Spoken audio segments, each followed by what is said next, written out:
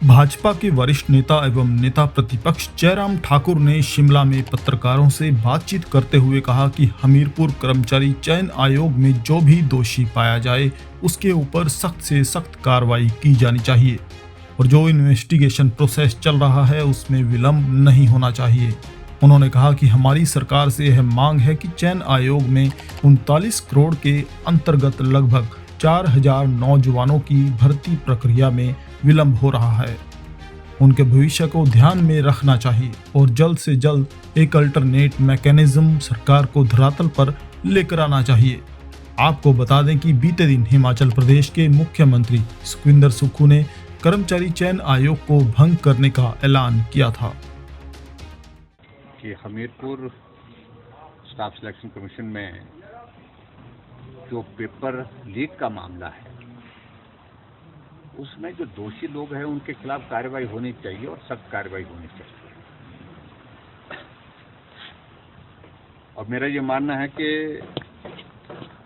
सरकार जो इन्वेस्टिगेशन की प्रोसेस वहां पर शुरू की है उसमें जो तथ्य आए हैं जो भी है शामिल उनके खिलाफ कानून के मुताबिक जो भी सख्त कार्रवाई बनती है वो कार्रवाई होनी चाहिए और बिना विलंब के होनी चाहिए। लेकिन इस बात को भी हमने बड़ा स्पष्ट कहा है पहले से कि लगभग 4000 नौजवानों की भर्ती की प्रक्रिया की प्रोसेस वहां पर जो है वो लंबित हुई पड़ी है। और हम पहले दिन से इस बात को कह रहे हैं कि उनकी उस भर्ती की प्रक्रिया को पूर्ण कैसे किया जाए ताकि नौजवानों को समय पर नौकरी मिल सके। जो बेरोजगार हैं जिन्होंने परिश्रम किया है, मेहनत किया है, उनको नौकरी मिल सके उस बात के लिए उनको जो मैकेनिज्म डेवलप करना चाहिए उसमें विलंब नहीं करना चाहिए। एक तो मेरा बड़ा स्पष्ट कहना है कि ये बहुत आवश्यक है। दूसरी बात जो आप पूछ रहे हैं, जो पिछले कल उनने पहले तो कमीशन को सस्पेंड किया था और सस्पेंशन के बाद अब उसको समाप्त कर दिया, उसका एग्जिस्टेंस समाप्त कर दिया गया।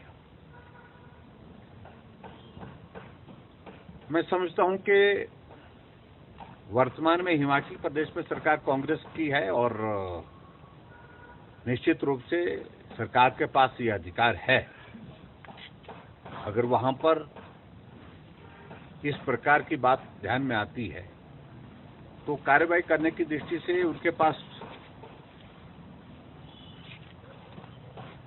जो स्कोप है उसमें इस कमीशन को बंद करने के लिए जो उन्होंने कहा है मुझे लगता है कि वो नियम के अनुसार ही किया होगा।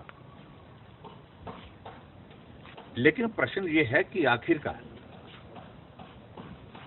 बंद होने से समस्या का समाधान हो रहा है क्या? जो मुझे जानकारी मिली, जो अभी तक मुझे मालूम नहीं है कि जो प्रोसेस वहां पर जो एग्जाम की हुई पड़ी है या हो रही है आधी अधूरी पड़ी है, उसको कंप्लीट करने के लिए पब्लिक सर्विस कमीशन को उन्होंने कहा है।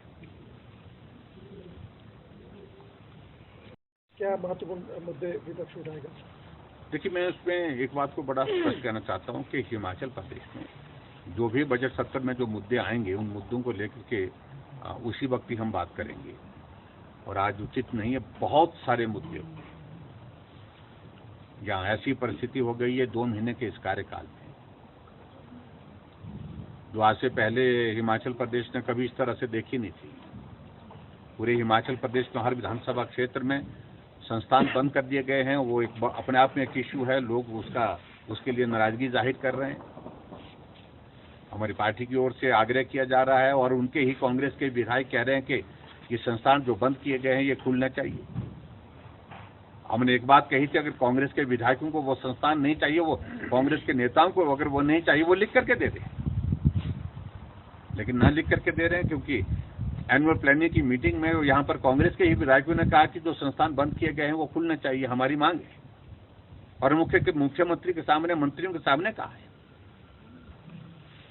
तो इसलिए एक तो मुद्दा वो है ही है और दूसरा जो है राशन जंगलों में फेंका जा रहा है। केंद्र सरकार द्वारा दिया गया राशन हमीरपुर में जंगलों में फेंक दिया गया है कुंटलों के हिसाब से। वो सारी चीज को लेकर के हम जानकारी चाह रहे हैं कि भाई क्या आखिरकार वो सारी चीजें क्यों हो रही है। सरकार को जवाब इस बात को देना पड़ेगा।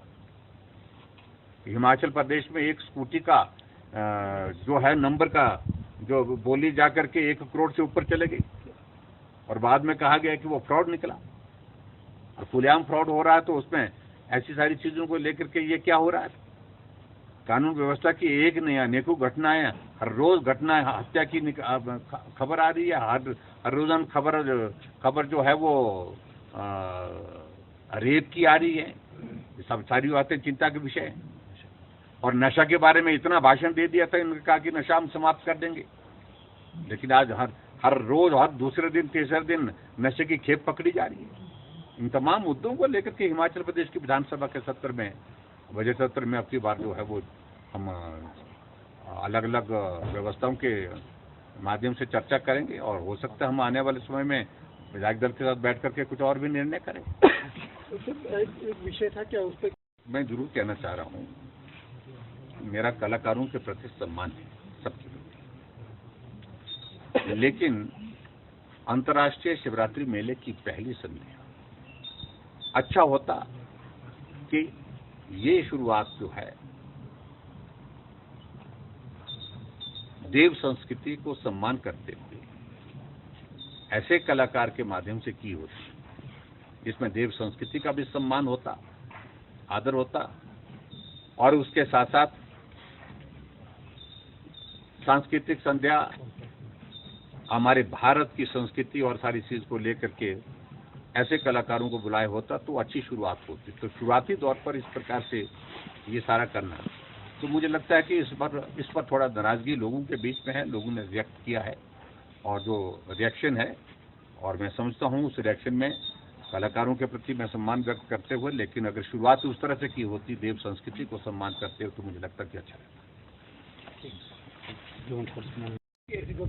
अभी देखिए इन सारी चीजों को लेकर के हम पार्टी के हम जल्दबाजी में नहीं हैं, हम जल्दबाजी में करेंगे भी कुछ नहीं। इस तरह से हम सारी चीजों को एग्जामिन कर रहे हैं और लेकिन एथिकली अगर हम कहें, जो सरकार संस्थान बंद करने पर आ गई है लेकिन सीपीएस बनाई जा रही है, चेयरमैन बनाए जा रहे हैं, कैबिनेट रैंक के साथ बनाए जा रहे हैं, तो वो जो है व्यवस्था परिवर्तन की जो है वो सारी पोल यही खुल जाती है।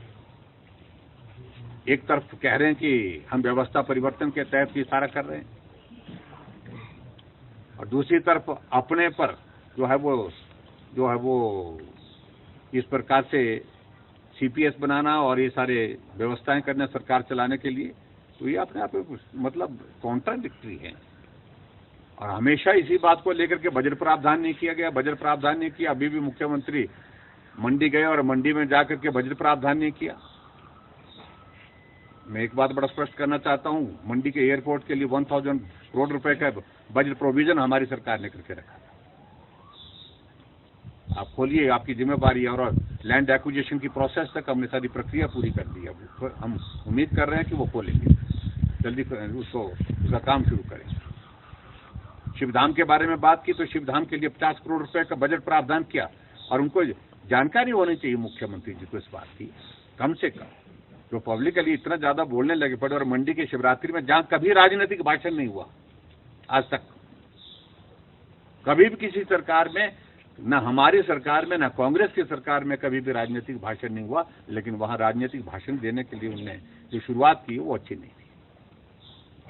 वो परंपराओं से हट करके मंडी के लोगों को बहुत, मंडी के पूरा प्रदेश के लोगों को आज, क्योंकि देव समाज वहां पर आया, वो देवी देवताओं के प्रति श्रद्धा रखने वाले लोग होते हैं और वो इस देवी देवताओं का मेला है, शिवरात्रि का मेला, और उसके बारे में मुख्यमंत्री को संस्कृति, हमारा संस्कार, हमारी जो है वो इस प्रकार से हिमाचल प्रदेश का जो है देव समाज जो है वो वहां पर उपस्थित था, उनके सामने राजनीतिक भाषण देना वो कहीं भी उचित नहीं था, किसी ने भी पसंद नहीं किया। शिवधाम के लिए 50 करोड़ रुपए का बजट किया था और उनको, मुख्यमंत्री को ये जानकारी होनी चाहिए, जो बड़े प्रोजेक्ट होते हैं उसके लिए पैसा एक साथ नहीं होता, फेज मैनर में होता है। शिवधाम का फेज 1, फेज 2, फेज 3, 3 फेज है इसके।